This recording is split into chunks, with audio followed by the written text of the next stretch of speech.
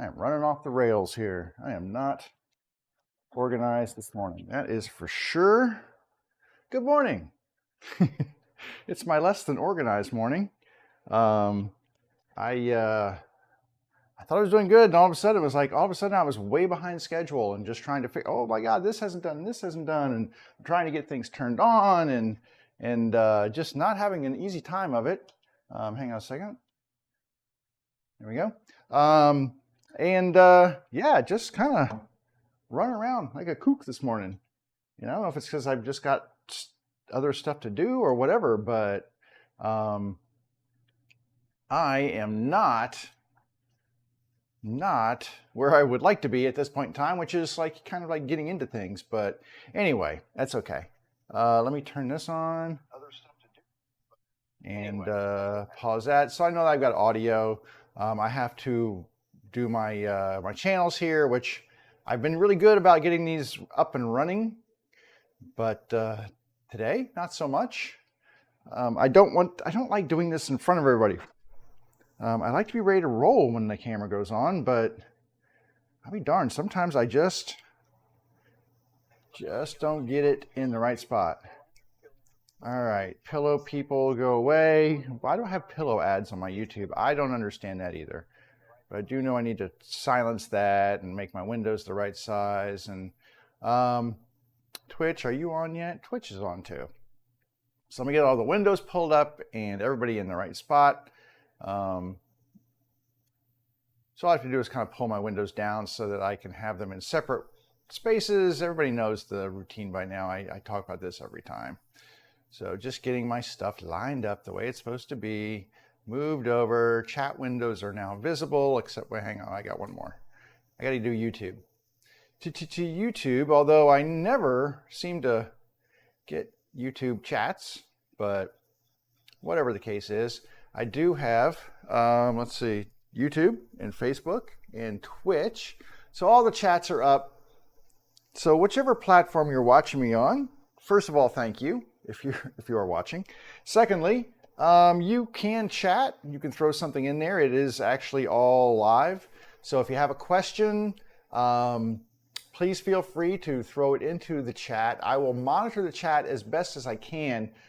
I'm going to be using machines.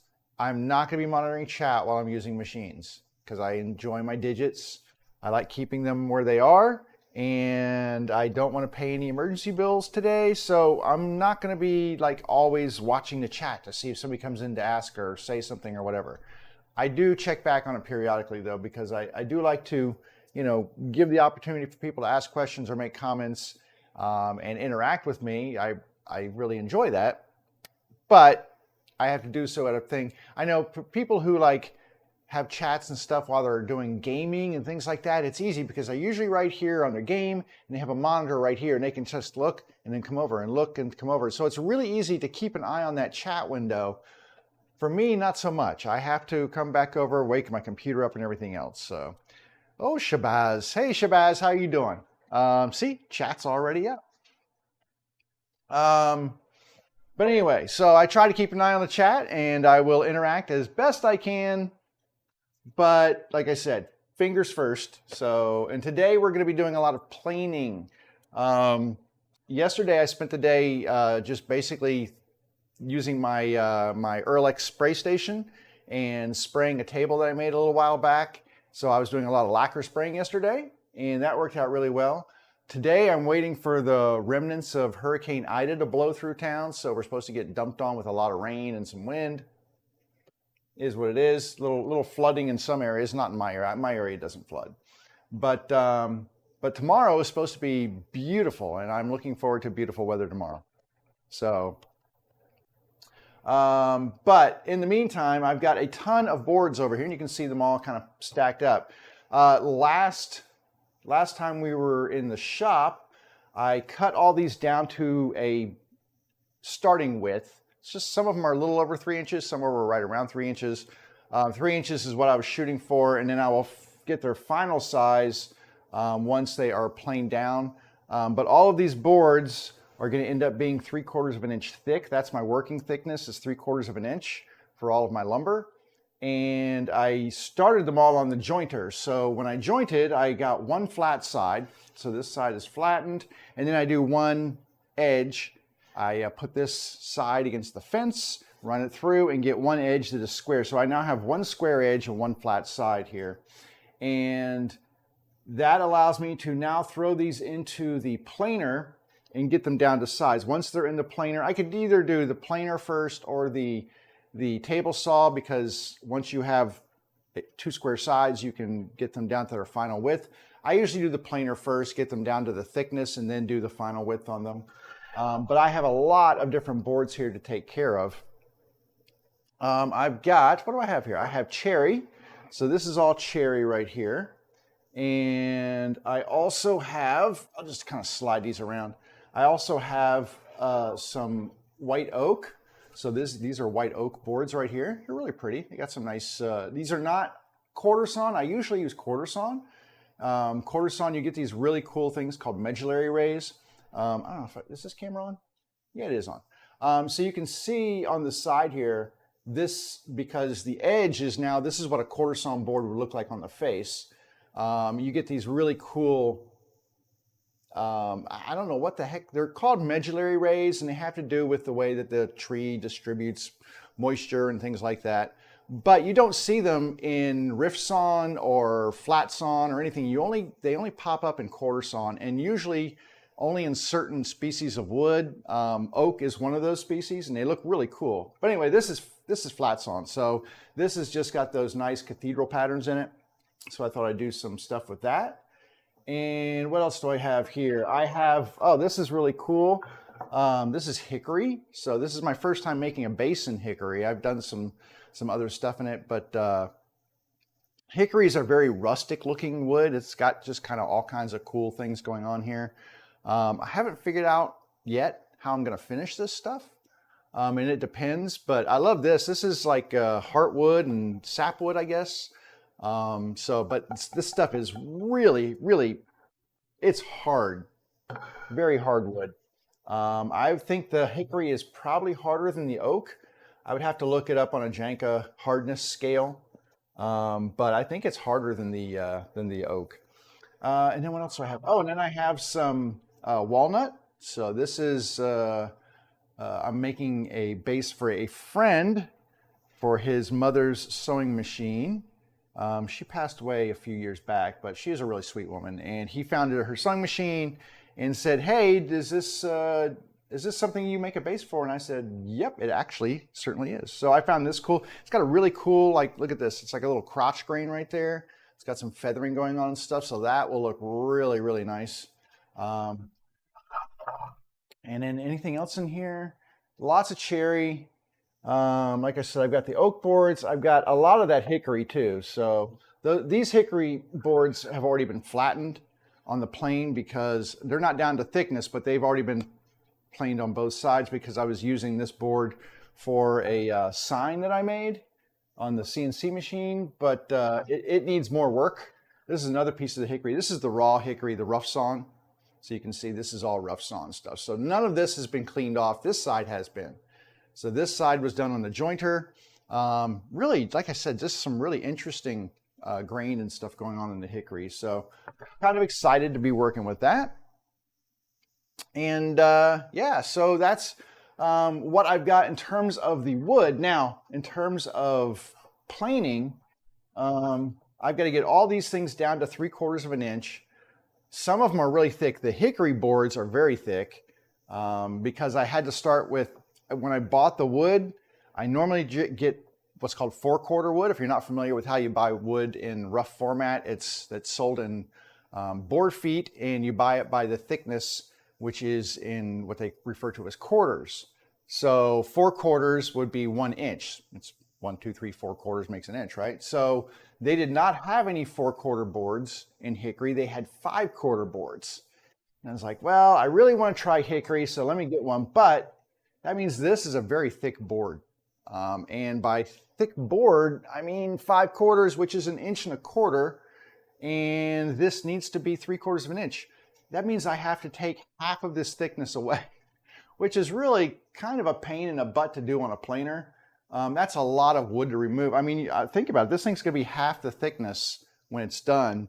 This is a thick, that's a thick board right there. I mean, that's pretty thick.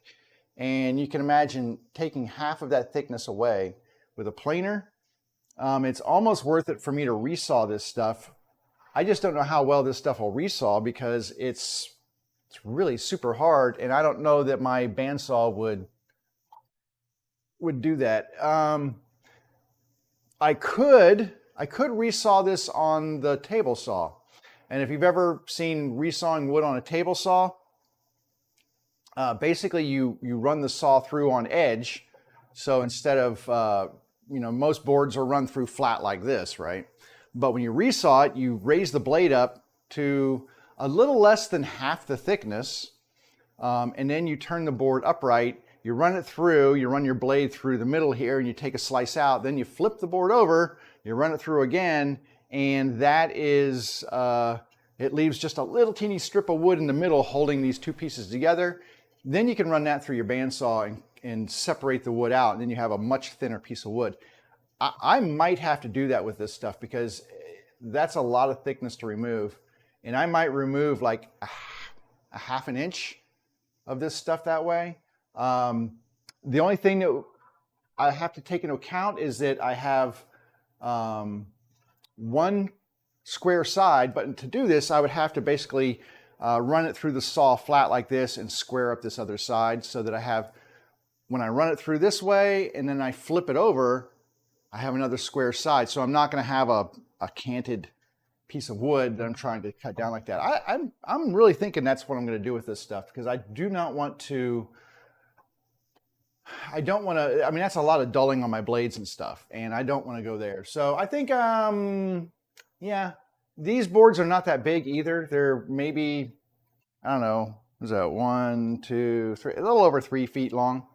So about a meter or so. For those of you who are metric in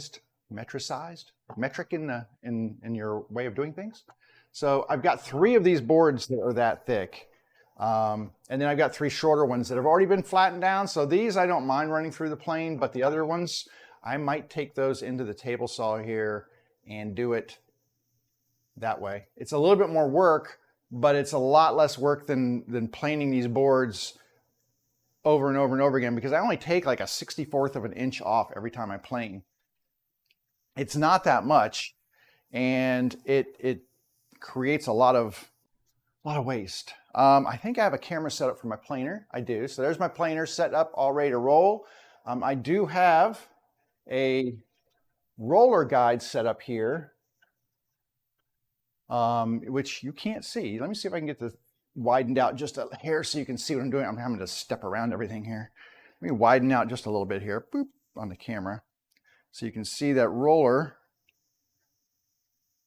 So right here, I have a roller set up, and this basically just allows when the boards come off of the table. Now this needs to be lowered a little bit, but when they come off of the, oh, I know what the problem is. I don't have my flattening board in here, but when they come off of the plane, it just gives a little added stability to the boards so they don't come off, especially long boards, and then fall down.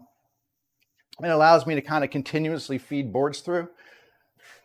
Now, what I'm missing is my, I have this board right here. This unfortunately, this plane does not come equipped with flip down tables on either side. And so I made a table to support my boards going through. And it just gives me a better product when I'm done. So this sticks through there. It's just kind of, instead of flip downs, this is a piece of melamine, which is super flat and allows me to get some stability going in and coming out of the planer. I think I need to raise this up probably. And then I can check the height of my outfeed roller. I'm going to need to move this forward a little bit to get this board. This is a long board. That's why I'm taking this board. This is the oak. And then I'll slide this outfeed table back a little bit. Ouch, hit my elbow. And then this will run up on the outfeed table or outfeed roller right here. And Yeah. And then it gives support. So when this is all the way off, it'll still not tip over and fall. I can move it back just a little bit more, actually. I'll go back just a tiny bit more. But anyway, this will support the board as it comes out. And then I can be feeding another piece in and then come grab this one and move it off to the side. So that's kind of my planing operation. I try to keep boards moving through almost all the time. And then I will measure as I go. I usually start with the thickest boards first.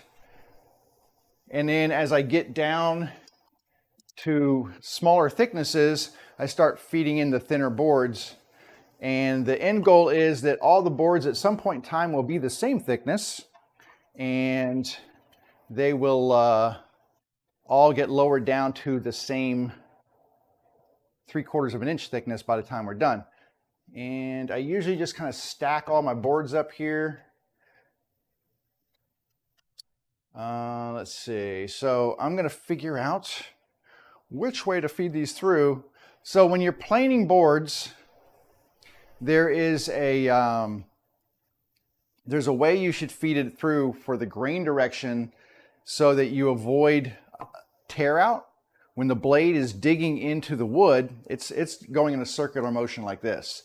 And so as that board feeds through, it's taking little pieces of the board off. If you're pushing into see, it needs to go this way. So if you're pushing into the grain, if the grain is rising this direction, so if I've got grain rising this direction like this, and this is coming, that's actually the way I want it. Yeah, okay. Let me use my phone here as a demonstration. So here's you can't see that really. Do I have a little board? Here, I will use this board. So this board is like the grain of the wood, right? This is a large exaggeration, but if the blade is coming this way, it's going to catch that and peel it up. If the grain is going this direction, as the blade comes around, it's just cutting the top of that off. So it's kind of like rubbing a cat the wrong direction on its fur. You don't want to do that because it stands the fur up and does things. Well, the same thing with the grain. So you want to make sure the grain is running. They always say the grain should be running downhill. For my planer, I want the grain to be running this direction. As I feed it in, it's kind of like rising towards the front of the planer. So it's really easy to kind of look at your grain direction and try to figure out before you start feeding them through which direction that is. So then when you grab the boards and start actually laying them in, you've got them going in the right direction. And now it's also easy once you're doing that. If you are starting to get chip out, you just flip it around, because even though that's kind of a general rule of how you want your grain to go, it doesn't always work that way. Wood does what it wants to do, and sometimes you're just going to get tear out no matter what you do. But I always start off trying to minimize it, so I just flip my boards in the direction that I'm going to feed them, or try to feed them anyway, and then go from there. All right, I'm going to set these aside. These are the ones I'm going to trim down on the table saw. So I'm setting these 3 big boards aside because these are quite thick. In relation to, like, here's the cherry, you can see the difference in the thickness. This 1/4 of an inch thicker at least. So I'm going to put these aside for the moment. And then now this stuff also gives you kind of fits, because hopefully you can see the grain direction on here is going in 2 different directions.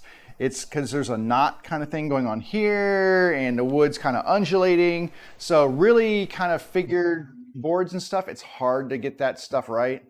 You just do the best you can. And like I said, if at some point in time, like here's a knot right here, some of this stuff will give you issues. But you just kind of start off, and if it gives you a hard time, flip it around and go the other direction. That's the easiest way. All right, let me see what I got for these. We're gonna go that way.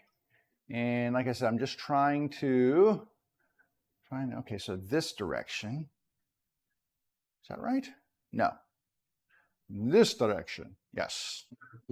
And this last one, this direction. Okay.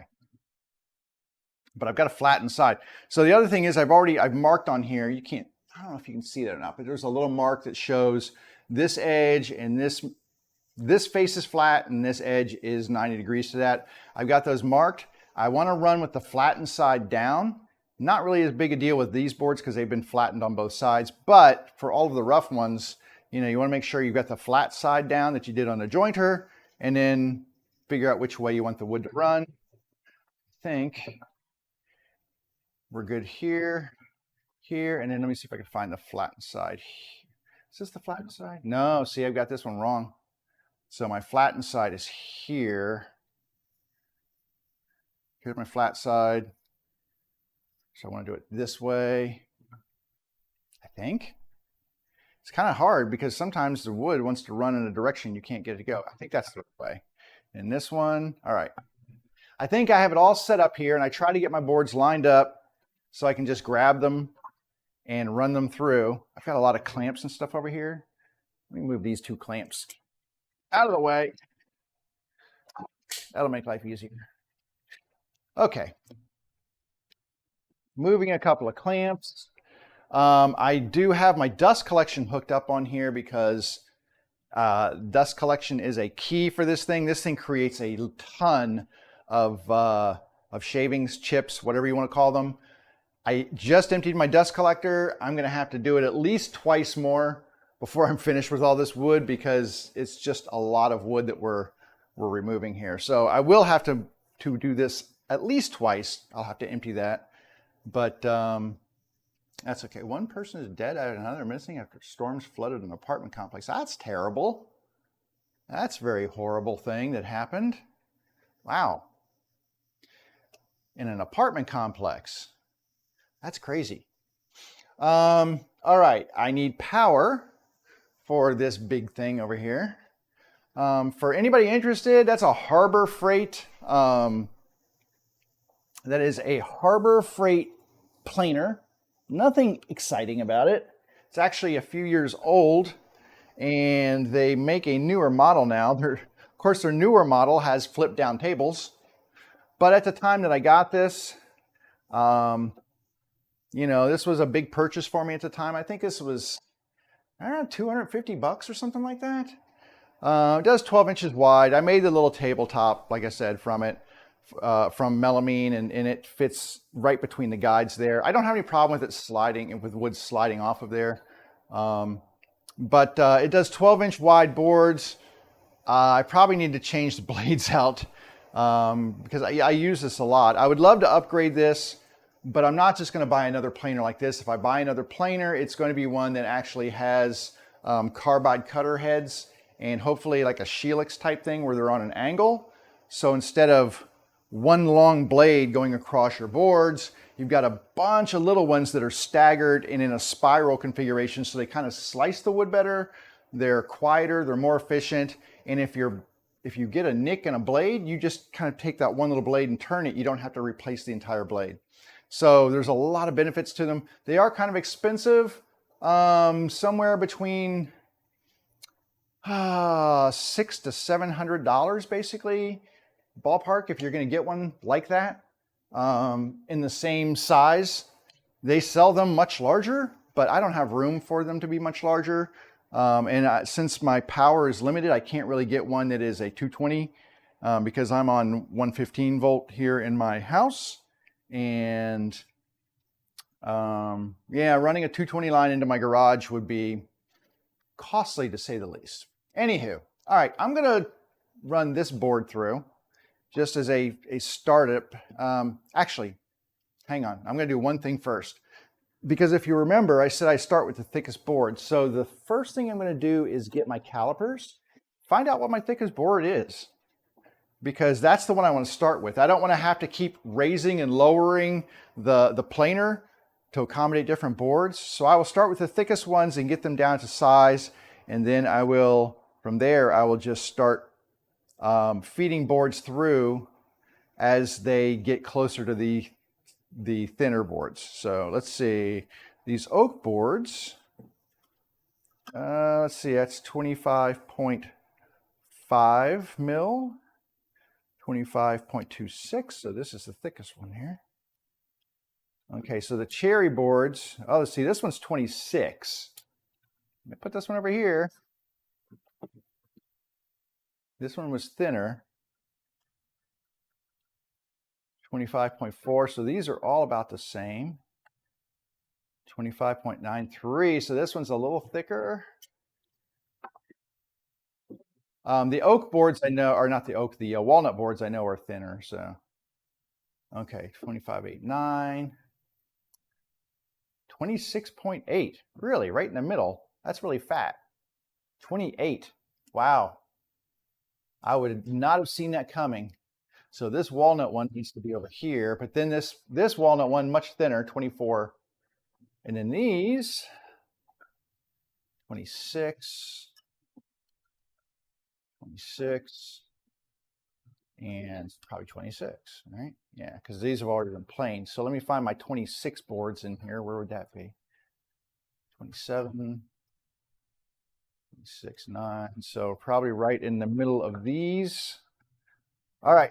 So I kind of got them separated by thickness. And a lot of that thickness was determined by how much I needed to joint them. As I joint them, it takes thickness away. And I needed to get it flat. So by the time it got flat, some of them got a little skinnier than others. But I think this will be a good place to start. And oh, by the way, if you were wondering, these boards over here, these are 28 something. So I'm going to make these thinner though on the table saw in probably just a little bit. All right, I've got my remote. I'm going to run this board through here and see. Let me get sized up a little bit here. I'm going to lower this down. Now, this is a funky one because it's thinner on the edges, and that was due to it being a little bit cupped when I was jointing it. So I lost some of the thickness on the edges. So it's a little thick. It's a little thinner on here than it is here. This is the thickest part. Let's run this through and see what it looks like.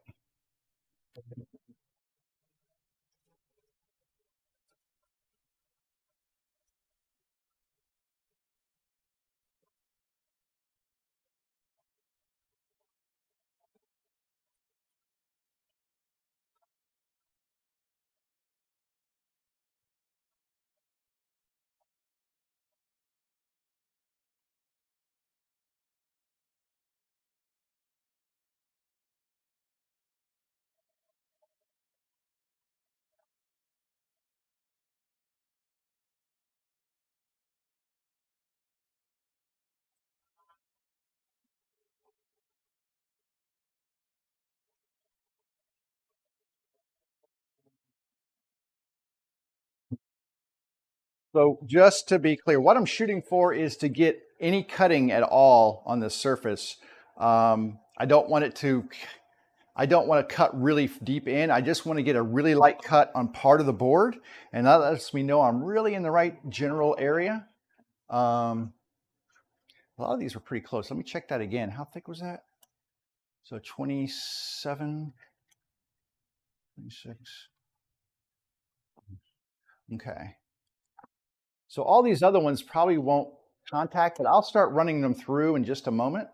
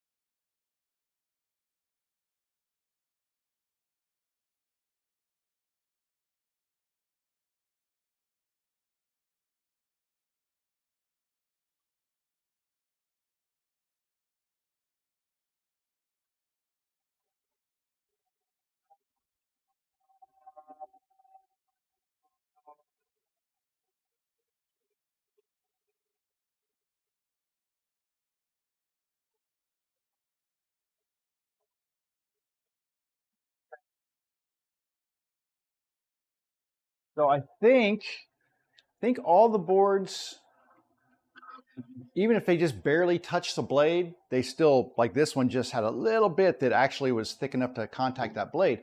But like this one had a much larger area.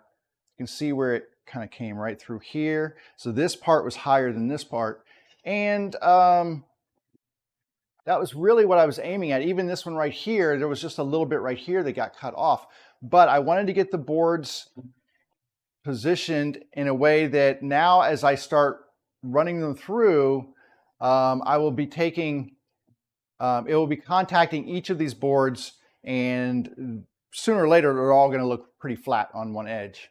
But you don't want to have to go down for one and then back up for another, and that's not really productive. So this was a good height to start at, and that's why I organized my boards by way of thickness, so that I can go for the thickest ones and then work my way to the thinnest ones till they all come out the same.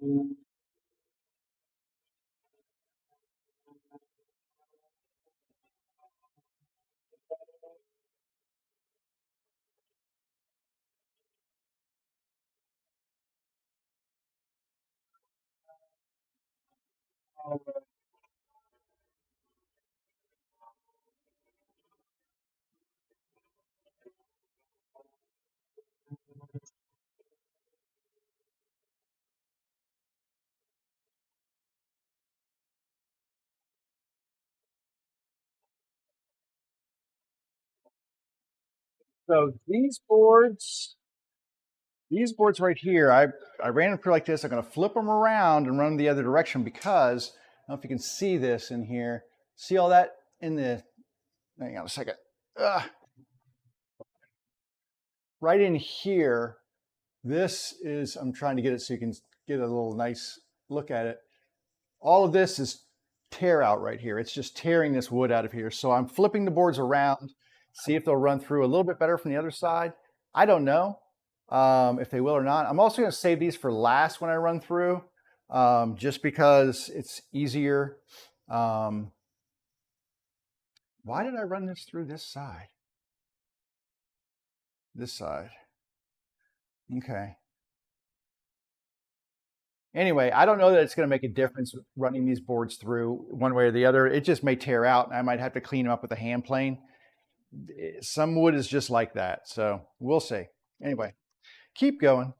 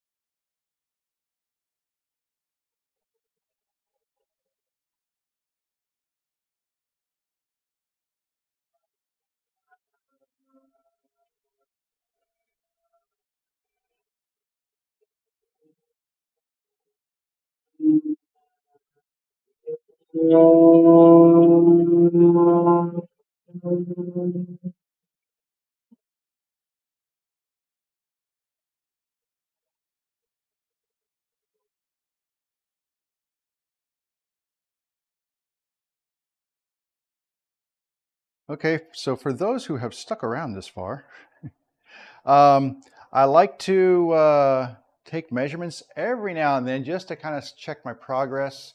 Right now, I am just under an inch. I'm 0.98 inches, which would be pretty much the same for everything because I'm now cutting everything at that same, Now, not all of these are still getting, like down here, still some rough wood right here and some rough wood on this end. So like I said, the ends of these were a little thinner. So I'm working this wood down to get to that point where these will be all uniform flat across the top. 0.99, 1.0. That seems a little off.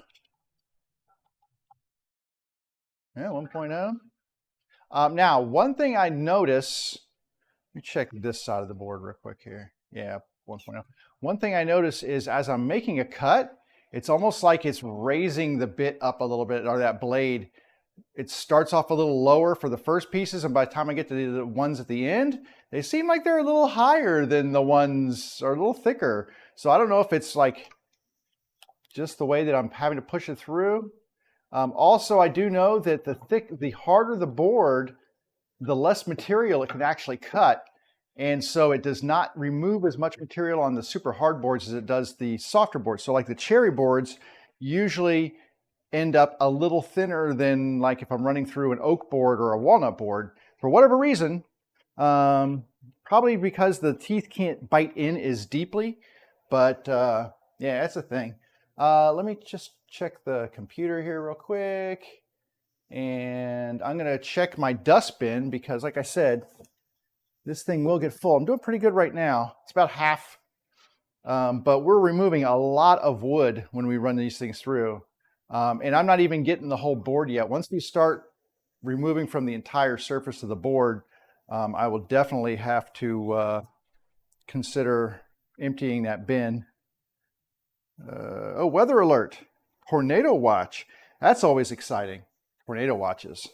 Gotta love those. All right, well, let's just keep doing this until, it is a little windy outside, but not that windy. So we're okay for now.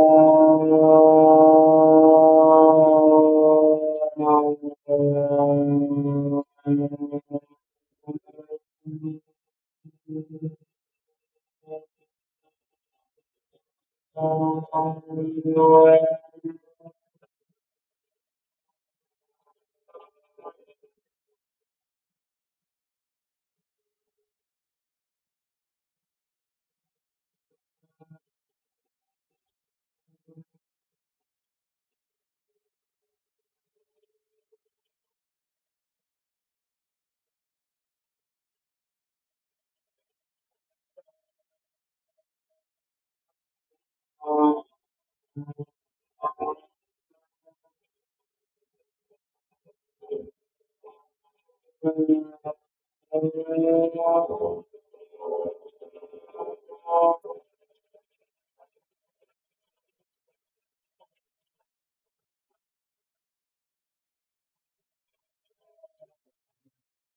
need to run inside for just a moment. Everybody's off? Yeah, I need to run inside for just a moment. Give me just a second. I'll be right back.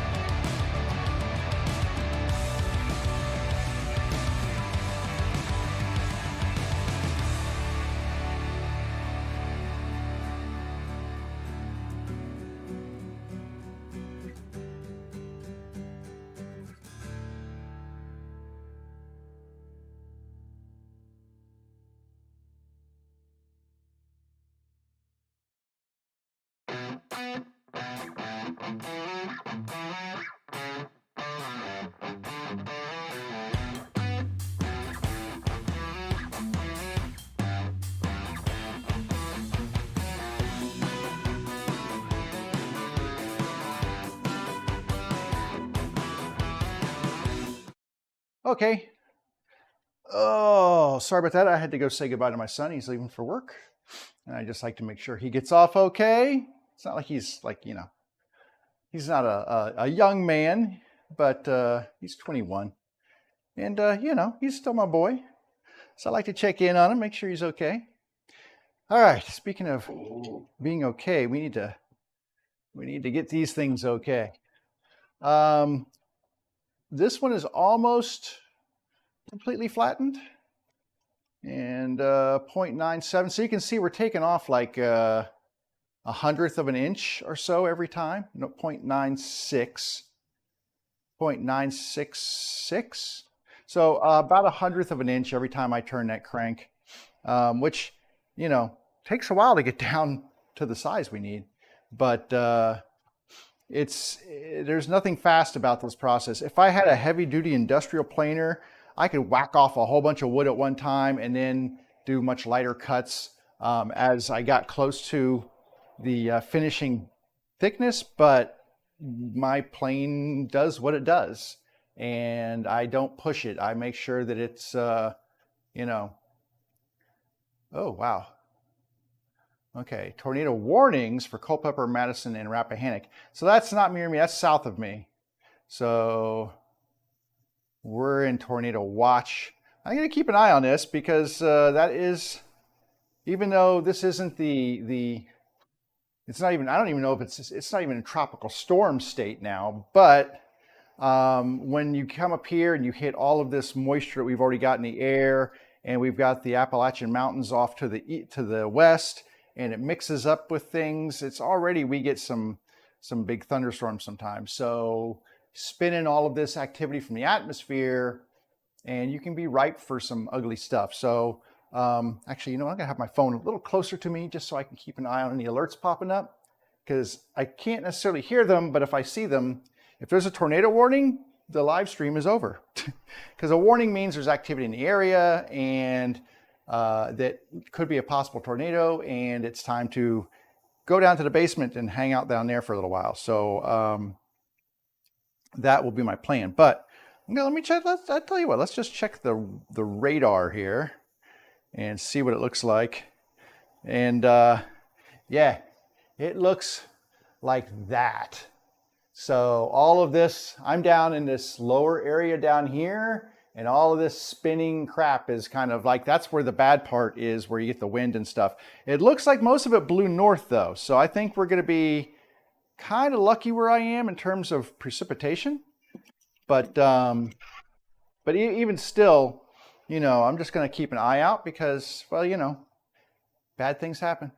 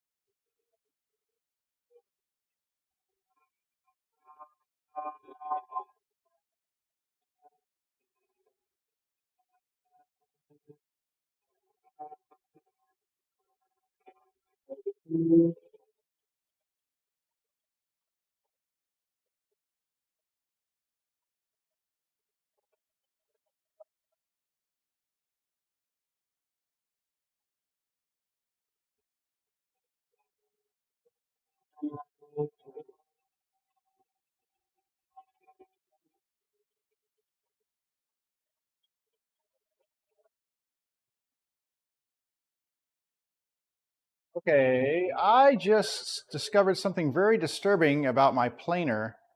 Um, I was feeding boards through, and as I was watching, the handle kept moving backwards towards the up position. It kept raising back up, which is really kind of counterintuitive to what you think it would do, because this whole thing is heavy. You would figure that gravity would want to pull it down, but it kept raising back up. I don't know if that's from uh, I don't know what it's from, vibrations or whatever, but it kind of makes me understand why I wasn't getting thickness cut on the boards at one end that I was getting at the other. And that's because this thing is raising up, and it's like I have to put my hand on here to keep it still. That's weird. I don't know what to do about that. Because honestly, I mean, I need this to be not moving, right? When I lower this, like I'm going to come and crank it down, I don't want this thing to be sliding backwards and raising up as I'm going through my boards. Wow, it may be time for a new planer. I hate to say that. I didn't want to have to buy another inexpensive planer. I'm just not in a position to buy a really expensive one at the moment. I'm going to empty the bin out of here real quick as I contemplate my discovery and my sadness. Because yeah, that does make me kind of baffled and sad. There's my bin. It's not full. I mean, but the thing is, it's more efficient when you keep the dust down in there and you get all these chips out. And it makes it easier to empty. And the other thing is that these things are statically charged. So they jump out of the little bin. When you take the top off, if it's really full, they jump out like Mexican jumping beans. It's kind of wild to watch. Anyway, yeah, what am I going to do about that? I don't know. That's curious. Hang on just a second. Let's just take a moment here. I'm going to take the headphones off and just take a moment. What time is it? It's after 12 anyway. Come over here to the other camera for a minute. I want to look at something on my web page.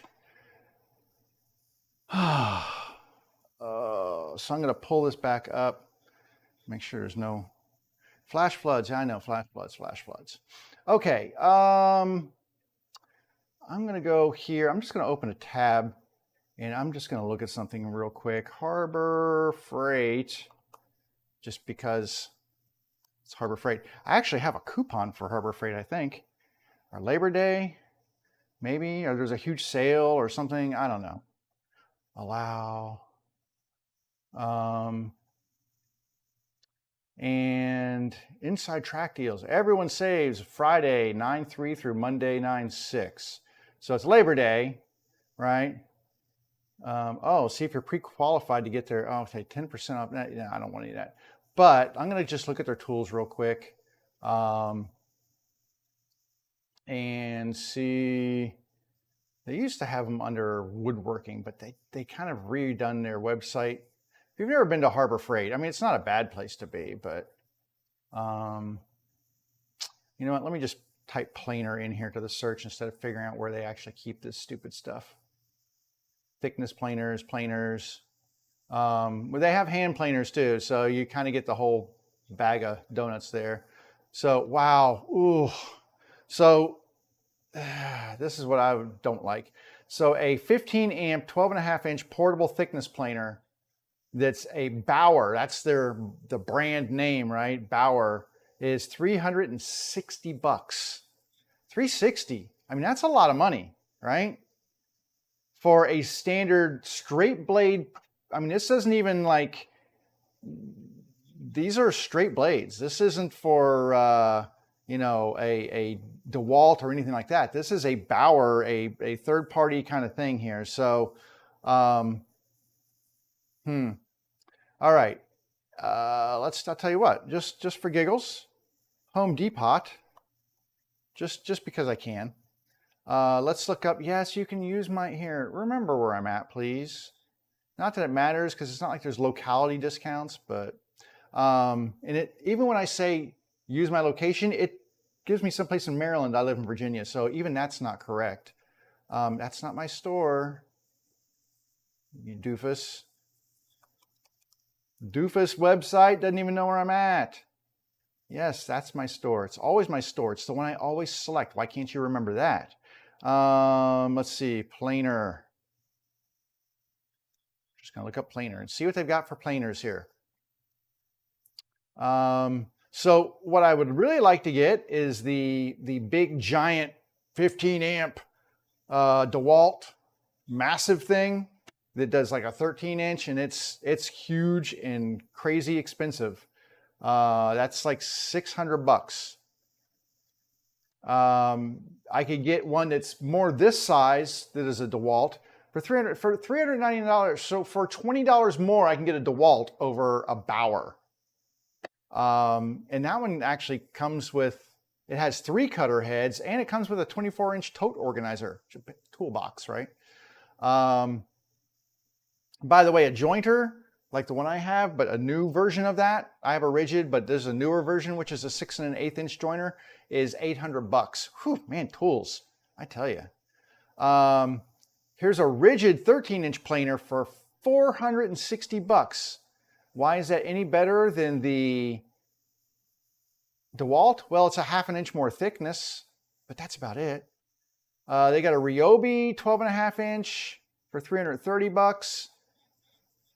I would probably choose a Ryobi over a Bauer any day of the week, right? Because they at least have a warranty with them that's probably a year warranty and stuff.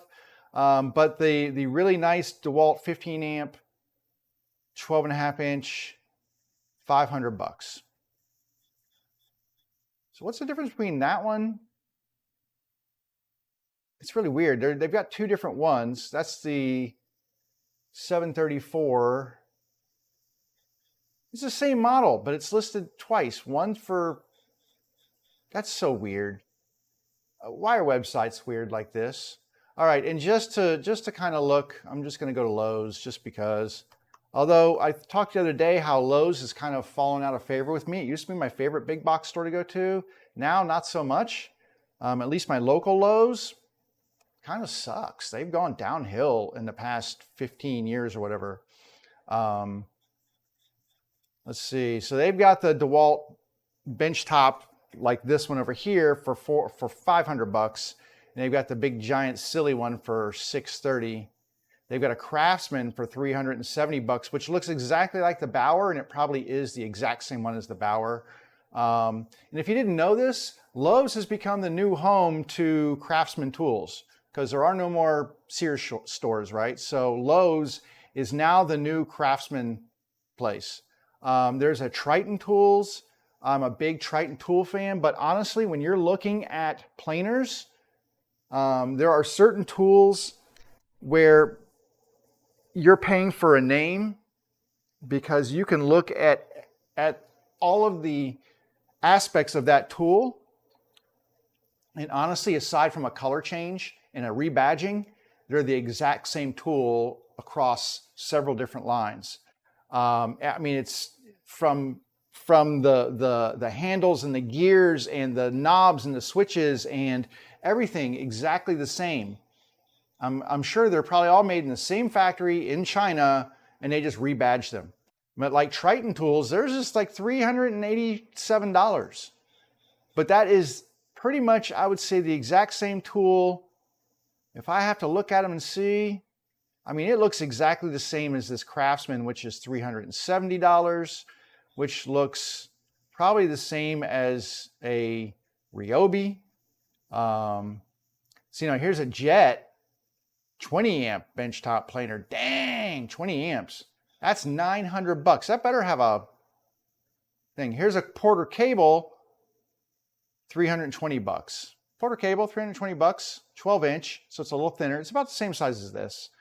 Delta. See, I don't see any of them with a spiral cutting head. Anybody here with a spiral cutting head? Anybody? Anybody? Anybody? And then you can get into the big ones because you can order big stuff. I'll tell you what, let's look at Woodcraft, because there's a Woodcraft near me. Oh my God, I just said, remember where I'm at, and you don't remember. Okay, planer. So we're doing some online shopping here. Let's look at the planers.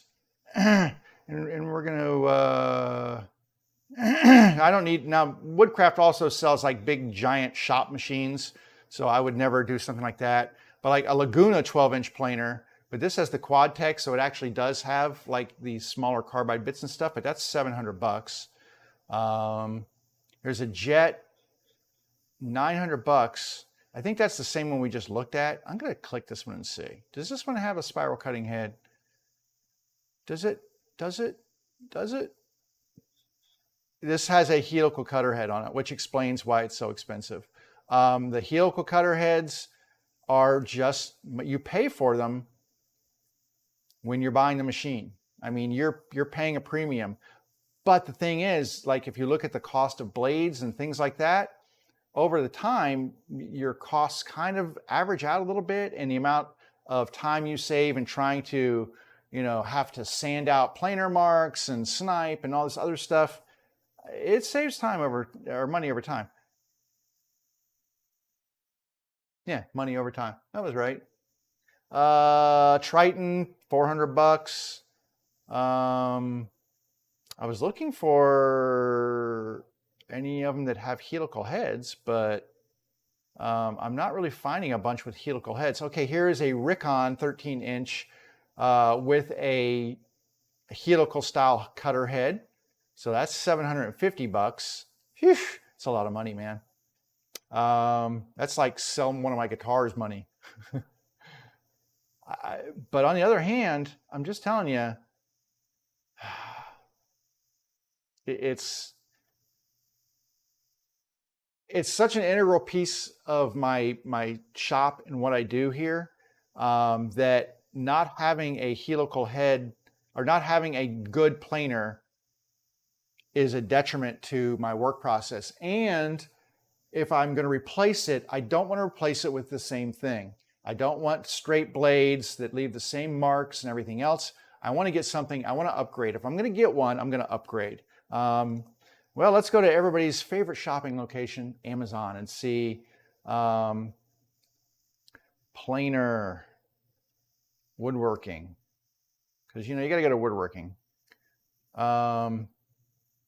Just to see. Now there is, Grizzly's another one. So Grizzly has one 13-inch spiral cutting head. Looks a lot like that, but it's 13-inch wider, has flip down tables. It is $900. Yikes.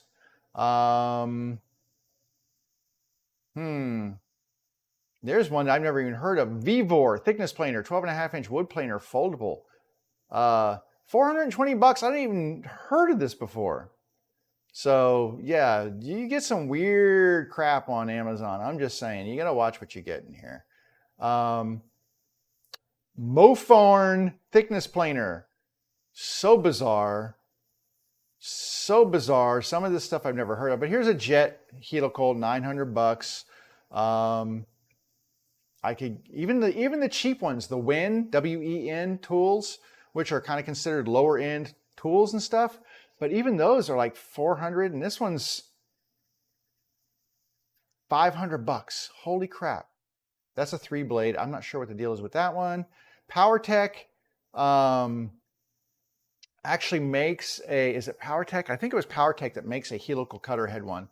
Makita 12-inch, 750. Wow, I'm really hoping that Makita has a, is that straight blade? Is that straight blade for a Makita? The double edge blades. Wow, 750 Makita, you are out of your ever-loving mind. There is no way. Yeah, Triton, 400 bucks almost. And it's a straight blade thing. So I'm not going back to a straight blade. Here is a WEN spiral benchtop thickness planer for 460 bucks. Okay, I'm gonna peek at this just because, you know, I need to. Has cast iron base. Spiral cutter head utilizes 26 staggered and rotational high steel stainless blades. So they're not carbide blades. I look to see, sort of like carbide blades. I'm trying to see the spiral cutter heads. So some of them are spaced out. So the blades are, there's one here, and then you look at the next one's here, and the next one's here. But as you spin it, there'll be one here. They're staggered. So the blades do cover the entire surface, but they're not really close together. So they kind of, you're only cutting a tiny bit at each time. Whereas a spiral head, the blades are just in a spiral that go around the spindle, and you get a much smoother, really, really nice cut. That's pretty much it. I don't see any other spiral or helical cutter heads in here without getting into this giant stuff. One last place I'm going to check. So if you're not familiar with Grizzly Tools, they make a lot of woodworking tools. Some of the stuff, you know, it's okay. It's not all really high quality stuff. Some of it is very high quality. They make great bandsaws, jointers, and their table saw is pretty good. My brother has one of their lathes, and he loves that thing. He's got a big lathe, and he loves that lathe. So let's see. I'm going to 5% off if I order in the next 15 minutes. But you know what? If I come back in an hour, it'll still be the same thing. So I'll still get 5% off. Let's see here. And I have to have something that runs on a 15 amp circuit. So a 13-inch 2 horsepower benchtop planer with helical cutter head, $900. It is what it is. And the other question is, okay, well, how many, here's a spiral cutter head. So difference between spiral and helical. Spiral, they are stacked in a staggered pattern going around the spindle, okay? So it makes a spiral. If you follow them around, it makes a spiral, but they're not canted. They're not at an angle to the wood that's coming in. So the wood coming in, the cutter head is slicing. The spiral, they're straight, but they're just staggered. So they kind of go, you're cutting a little teeny piece as it goes through. So definitely you're spending more on a helical cutter head just because of the nature of the cutter head. And they're, like I said, they're canted in there, and there's a lot more of them as well. So this thing has, does it say how many cutting heads it has in here? I'm sure it does. Hang on a second, let me check and see here. Wow, $1,000. Yikes. You know, I had $1,000, but now I spent it. So 30 inserts in 2 rows. So there's 30 inserts, so 15 in a row, covering 13 inches. Whew. Now the beauty of this is it would fit on my stand, so I could still use my stand. I could use my flip top stand and get it out of the way. It weighs, how much does this thing weigh? 82 pounds. It's a beast. It's heavy. But it's about the same size as this. It's maybe a little bit wider, but about the same size. And I made this so that it would fit in my stand here. So it should, like if I measure the actual dimensions of the height and everything and the width, it probably is about the same as the one that I'm using right now. I mean, they make other spirals, but I can barely afford this one. And that's a helical head. So helical makes a difference. And if I think I'm going to spring for one, it'll be a helical head. 2 horsepower, I don't know what's the amperage on this puppy. Because if it's 20 amps, that's a killer for me. So it's 15 amps, 120 volt, 15 amp, but it's 2 horsepower. Most of these are like 1 to 1.5 horsepower. So it has more horses.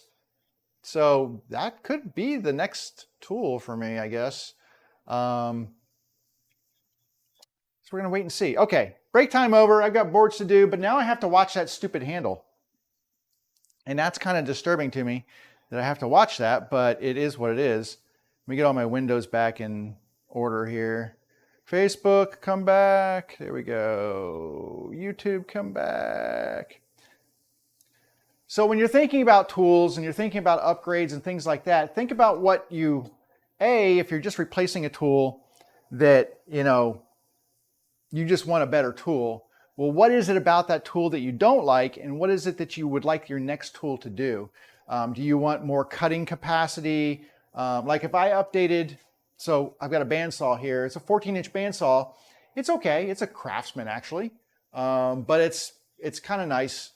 But I would like to upgrade this at some point in time. But you look at it and go, okay, well, what do you want to upgrade on there? I would like a bigger blade. So the bigger the blade is, the cooler the blade runs. I would like a little bit more capacity in here. I want something with a little bit more precision. I want something with a fence on it. So these are things that I would look for when I bought. I want a little bit easier, maybe a brake or a quick release for the blade for changing blades. So these are things I would look for if I was just going to buy a table saw or a bandsaw. I wouldn't say, well, I want a new bandsaw. What's cheap? What do I want? Kind of thing. I mean, I've got a saw. So if I'm going to get another saw, I want one that is going to increase my capabilities for the money that I spend. I mean, and if you're buying tools now, you're going to pay money. I mean, it's just everything's more expensive now. But do I want to be able to, like right now, the thickest blade I can optimally use on there is about 5/8 of an inch in width, but I would like to be able to go to a 3/4 inch blade for doing resawing. That's one of the things I want. I want higher capacity. Right now I can get about 7 inches off that table, about 7-inch cut height. I want to do about 11 inches or 12 inches of cut height, which means I need a much taller machine, which means it needs to have bigger, longer blade path and everything else. So these are things I look for when I'm updating a tool. On the planer, I'm okay with the cut width capacity. It's 12 inches. Would I like 12.5 or 13? Absolutely. A little bit wider is always nice. But the big thing I want is to get away from straight blades. I want spiral would be nice. Helical would be better. And so that's what I'm thinking is I need something that's going to be helical. I want something that would still fit in the same footprint because that is where I keep my planer. And I don't want to have to find a new place and then pull it out every single time I want to use it. This is way too convenient. And it needs to operate in my 15 amp world because that's what I have, and have enough power to juice through. I want drop down tables and everything else. So I'm always looking at what my upgrades are if I'm going to replace a tool. Now, if I've got a tool that's just busted and I've used it for years, but I'm happy with it, that's a different story. I would just look to replace it with the same thing. Let me change cameras. There we go. But if I'm going to upgrade a tool, I definitely want to look for all the features and things. And then, you know what? If it costs more, I just save my money and add it in later until I get enough to make it happen. So right now, I'll make some more bases and pocket the money, and I'm going to have to replace this thing. But right now, I'm going to have to keep an eye on this so that it doesn't back off from the thickness as I'm going through, which is a pain in the arse. That's right, I said arse with an R, because I don't want people getting upset with me. Even though if you weren't here, my words would be much better than that.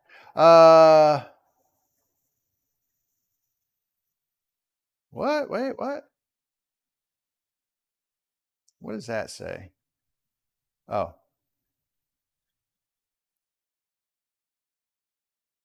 Yeah, 2 to 3 inches of rain. I never saw any rain. It must have rained last night. I mean, we had some thunderstorms, but I didn't see any much rain.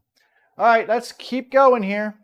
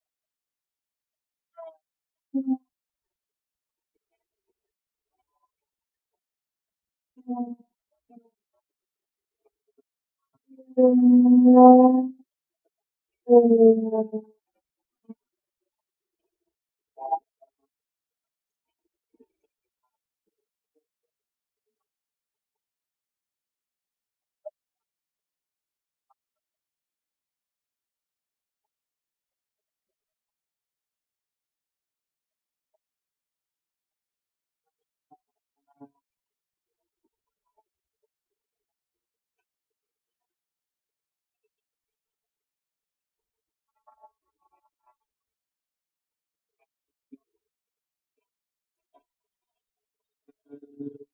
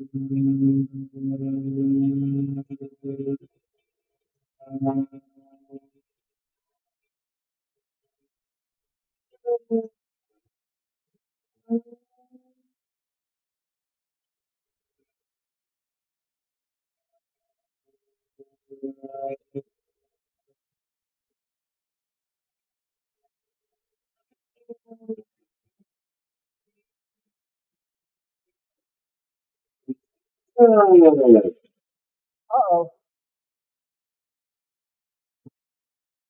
my bad.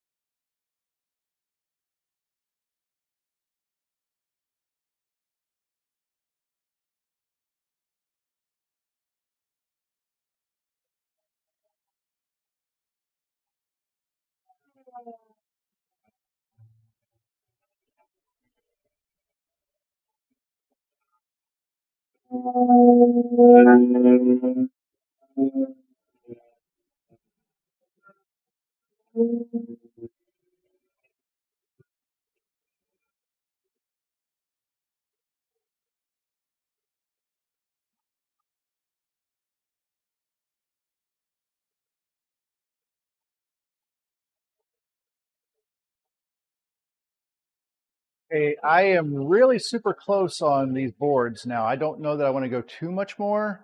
There's a couple of them I might go a little thinner on, but like if I look at this walnut board right here, I'm zero. Let me make sure I'm zeroed here. And then, so this one is actually just a 7.754. So basically 3/4 of an inch. I mean, we're talking about thousandths of an inch difference. And you know, when you're sanding stuff, you got to allow for sanding and stuff. This one is a little thicker at 0.76. I might run this one through again just to see if it takes any of that thickness off. But so this one I'm going to say needs to run again. I'm going to separate these out so I can see what's what. This board, this cherry right here is good enough. I do believe these oak boards are going to need a little bit more. Let's see, this one is 0.7645. So it's about 7.6. It could use just a little bit more. This one, they're so close. I mean, they're actually under a hair in some places. It's like 0.749. This one's fine. I'm not going to touch that one. 0.7. Now this one says 0.77, right? So how did that happen? I have no idea. 0.758. I may just run through the same thickness again without changing the blade thickness. This one, 0.76. So this one seems like it's just a hair, but then you get to this end, 0.755. Now this one did not clean all the way up to the edges. So I still have just a tiny bit of rough here and a tiny bit of rough here, but you know what? I'll cut that off and I'll use what's in the middle. I also have some big knots and stuff in here. So some of this won't even get used. It's just going to be garbage wood. Did I say this was 7.6? Yeah, so these four, I'm just going to run them through again just as they are. I think these were good too.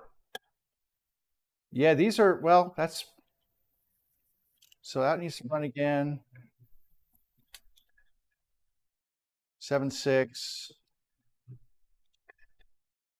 7.55. So see, this one's, I mean, they all ran through the same thing, but they're all pretty darn close. I might just move this just a fraction down, and then I'm going to loosen this and put it in a place where it can't move it.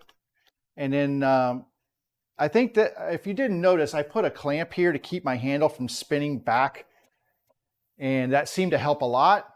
It's not the ideal situation, but it did seem to help. All right, I'm going to run these through again, and then that should account for all these boards. Now, I still haven't done anything with these.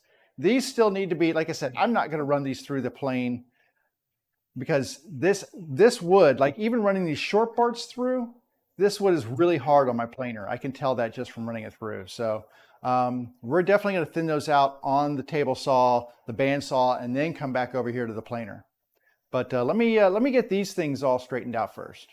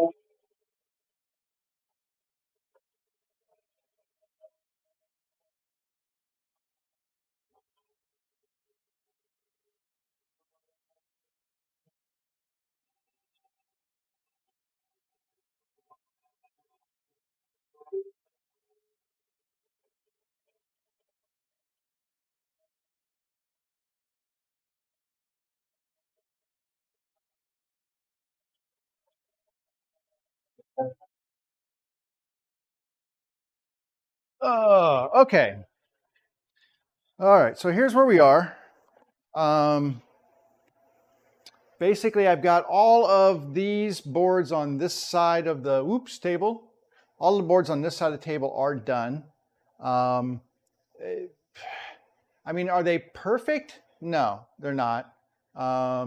Another problem with my planer is that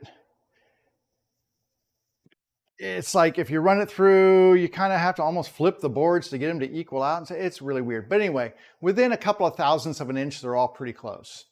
And I can live with that because I leave room for sanding and things like that as well. You don't want to take it right down to 3/4 of an inch because then you have, you know, you've got nothing to work with in terms of sanding, and if you need to do some card scraping or things like that. So I like to leave just a little bit of meat on the bone to work with, and but very close to where they need to be, and very close enough that we can kind of work the next portions of them. These boards over here, these big thick boards right here, obviously these are not done. You can hopefully see this is all rough right here, whereas this side is smooth from the jointer. So what we're going to do now is we're going to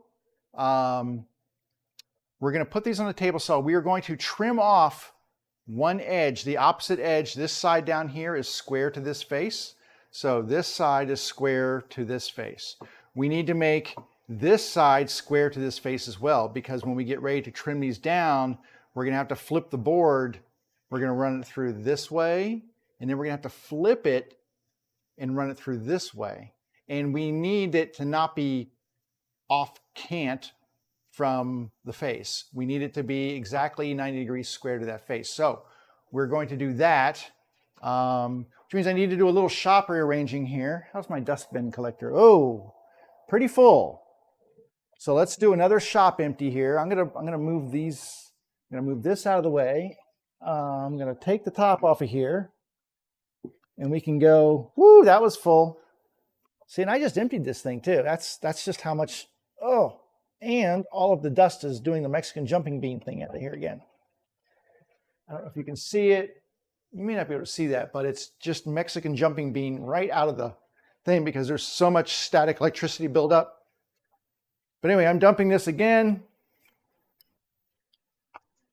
And then we can hook the dust collection up to the table saw. And then once we get that done, we can start working on getting these other boards kind of set up. What time is it? 12:55. So we're good on time. So I'm going to go ahead and move my dust collection over here. And then we will make room on this side of the saw for cutting. Excuse me while I reach around there. All right. Let me just get these boards kind of slid out of the way here because they're done. I'm going to put our problem boards over here for the moment. I call them problem. They're not really problem boards. They're just challenge boards. They're a little more challenging. So my challenging boards are over there. And I do not need this big piece of plywood. I think I have a camera set up for that. There we go. So I got a camera set up there.